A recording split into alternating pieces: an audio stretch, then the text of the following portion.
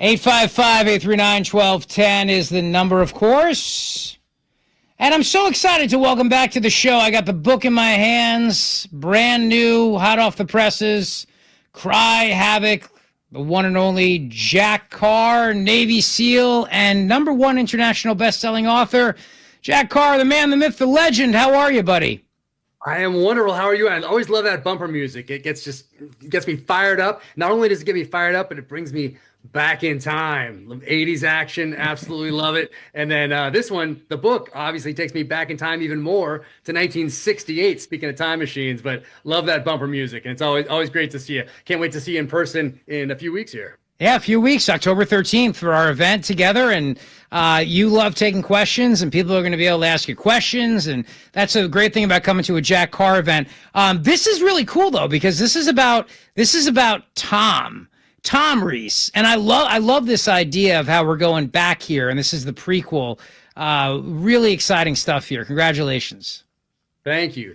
Tom Clancy did it without remorse in the early 90s. I think that book came out in 1993, but it was about a character that everyone wanted to know about because he'd seeded it in previous novels, starting with Cardinal of the Kremlin and going on to Clear and Present Danger. And everyone wanted to hear about this Navy SEAL who had his history in Vietnam and is now working for the CIA. So reading those in real time when they were contemporary thrillers all throughout the 80s, and then getting this flashback novel, this period piece in the early 90s from Clancy, that I'm sure that was part of why I wanted to do this, because it was part of my reading experience. So after the last James Reece novel, Red Sky Morning, which came out just over a year ago, it was very clear to me that now it was time to go back and tell the story of how he learned the things he did, what was part of his foundation, what was passed on to him from his father, who was a Navy SEAL in Vietnam, part of MACV-SOG, but then also tie it into the technology of the day and tie it into the USS Pueblo, which was taken off the coast of North Korea in January of 1968.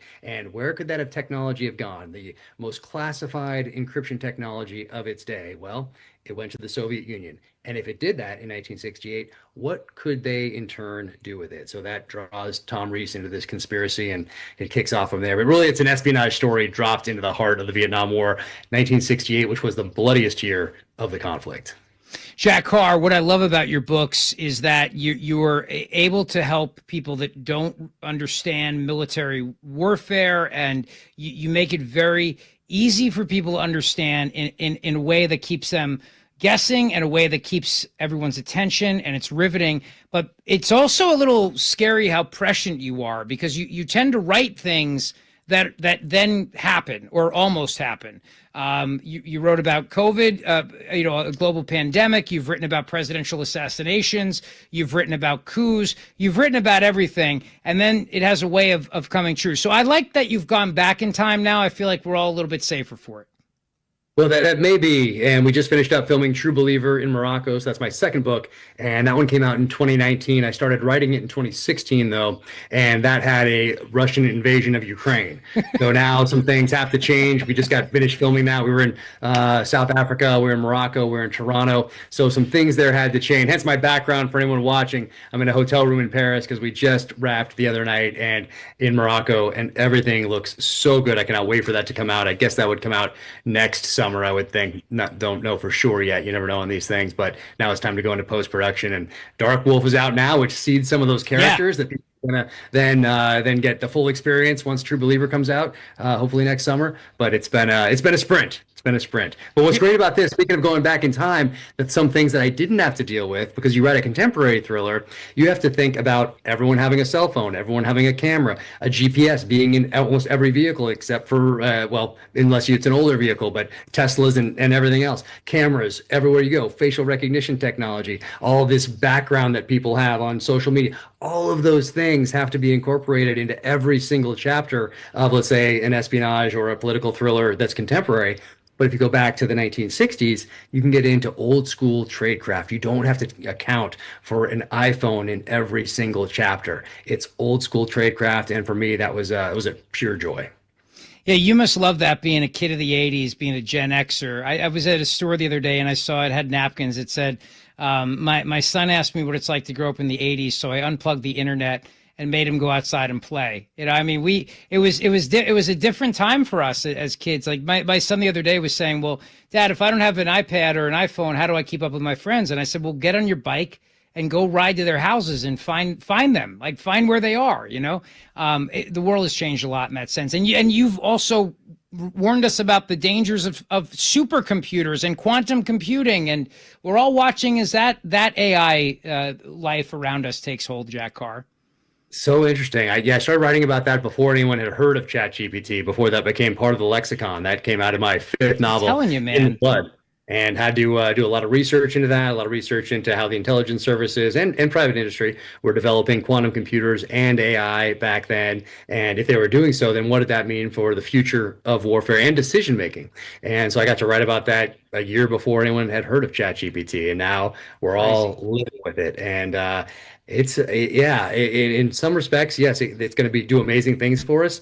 In others, it's scary, and a lot of that does come, though, I recognize, from being a child of the '80s, from being a latchkey kid, and from having to do all these things that essentially built this foundation upon which I've been able to go into the SEAL teams, become an author.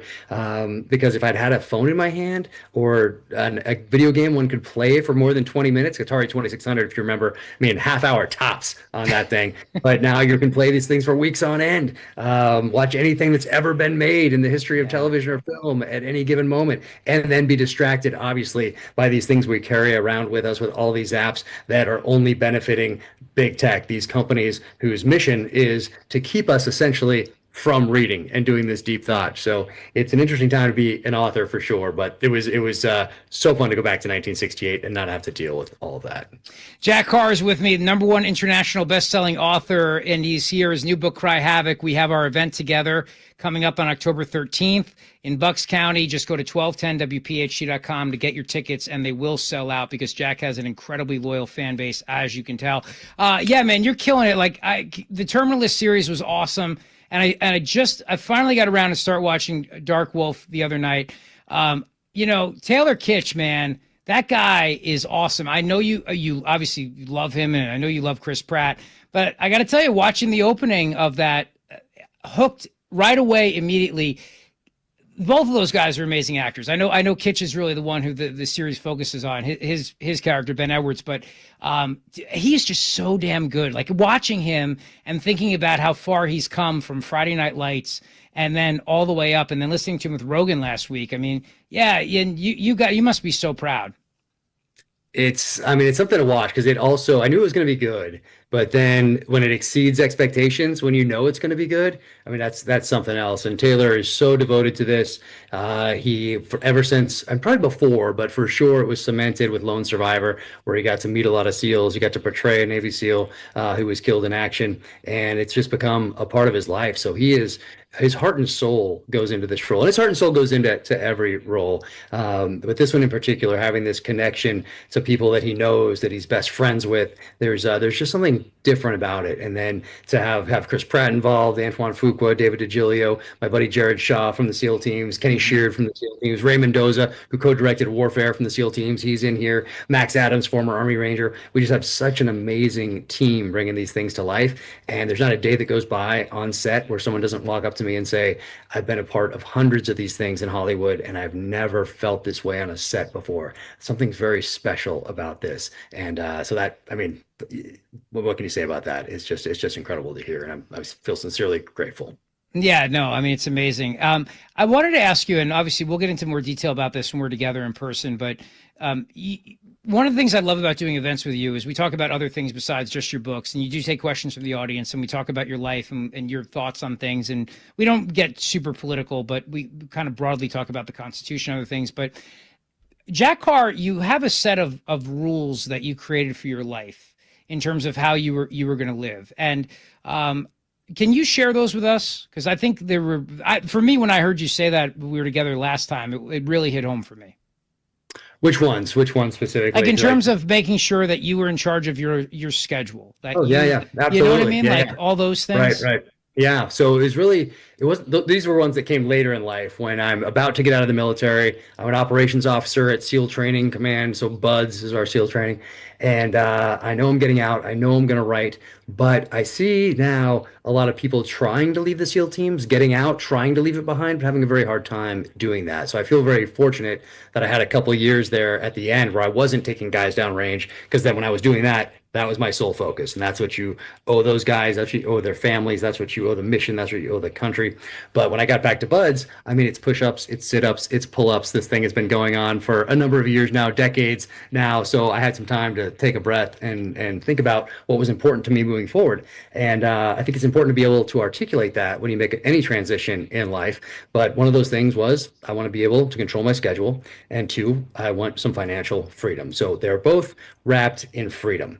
And one of those is because we have a middle child with severe special needs, and I need to take care of him for a lifetime of full-time care. So there's more to it than just wanting to go on vacations. It's being able to take care of him for 100 years. So I wanted that. So that means that if I got a job offer, someone found out I was getting out and said, "Hey, I have this great thing for you. It's in city X. You're going to make this much money."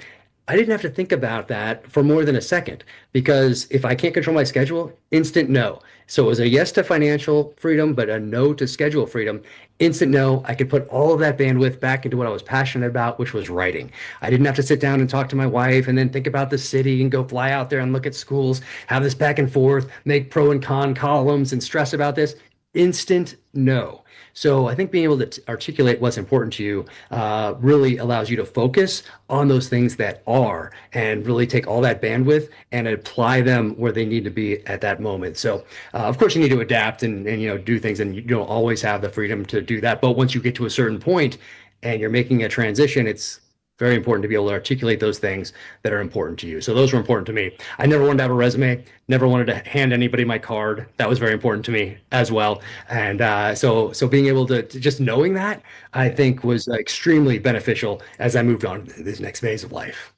Well, I found a lot of inspiration in that, just so you know, personally. And getting to know you all these years since the Terminal List first came out has been a real joy and an honor for me personally.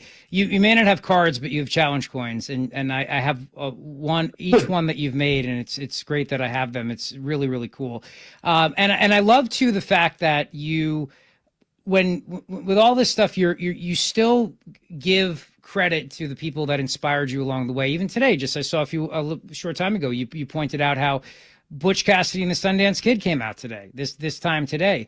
I think it was 1969, if I'm not mistaken. Is that right? 69, you had three westerns come out in 1969 that were it was an extremely influential year as we're moving into 1970, and you have Butch Cassidy and Sundance Kid, which is essentially the 60s encapsulated, and then you had True Grit, which was essentially a western kind of the past, and then you had the Wild Bunch, which was the future. But they all came out in 1969, so it was really a very tough year when it came to cinema and what we were going to see going forward. And you've given a lot of nod to James Bond and 007, particularly in your last book.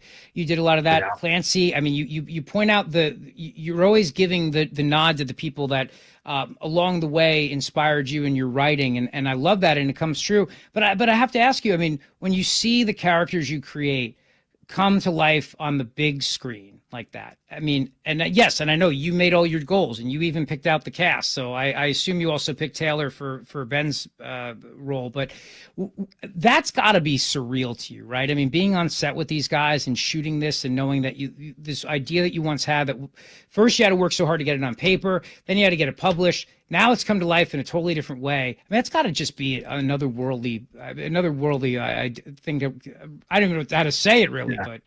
Yeah, no, it is, and I saw it the first time I walked on set, and really I'm just so grateful that Chris Pratt wanted to do this, that he optioned it, that the director that I wanted, Antoine Fuqua, wanted to be involved too, and now we're all dear friends. But also every time I walk on set, so just being on set in Morocco and knowing that, hey, all this 350 people are here on set right now. Chris Pratt, Gabriel Luna, Luke Hemsworth, like all these guys, Tom Hopper.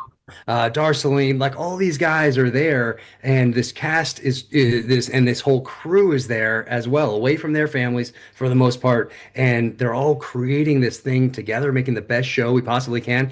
Because I happened to stumble through Morocco in 1993 when I was traveling around the world before I joined the military, before I lost my freedom. I wanted to have that traveling experience like my parents had in the 60s, and I just loved Morocco. I loved the sights, the sounds, the smells, the feel of it. And writing that book in 2016, I just remembered the feel, and I could apply that to the novel. It could come right from my heart and soul. I didn't have to get on Google and ask it, hey, what is Morocco like? Yeah. I just remember what it was like to be there, and it made sense geographically for the narrative. And so because of that, now all these people are in Morocco, and we're just wrapped the other night, and now we're moving on. So now we have all these ingredients, we have all the scenes from all these places, and now it's time to go into post production and then take these ingredients and turn them into the meal and turn them into the best show that we can possibly get out there. And if those ingredients are any indication, this one's going to be a good one. Oh, it's going to be awesome. I got a million more questions for you. I'll ask them on October 13th. So join Jack Carr in person. Politics and Pints. Go to 1210wphg.com right now to get your tickets before this sells out. He's a great guy. He's a hero. He's a patriot. And his books are riveting. The shows are riveting. I want to see you there with us together in person, October 13th. Bucks County Community College, Zlock Performing Arts Center, 1210wphg.com. Jack Carr, thank you, my friend. I look forward to seeing you in a couple of weeks. Thank you. Can't wait. Thank you for always doing this. And it's always so much fun to link up in person. I can't wait. My honor, my friend. My honor. Thank you.